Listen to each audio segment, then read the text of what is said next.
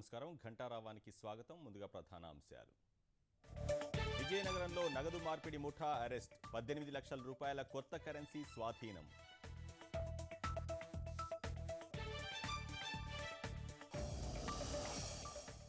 ఆగ్రా ఢిల్లీ జాతీయ రహదారిపై పొగమంచు బీభత్సం, 200 మీటర్ల మేర వరుసగా ఢీకొన్న వాహనాలు.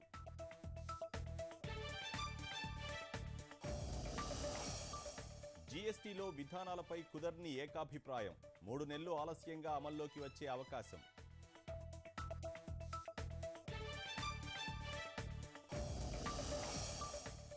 నెలాఖరుకు పోలవరం కాంక్రీటు పనులు ప్రారంభం, ప్రాజెక్టు ప్రాంతాన్ని పర్యాటకంగా వృద్ధి చేస్తామన్న మంత్రి దేవినేని.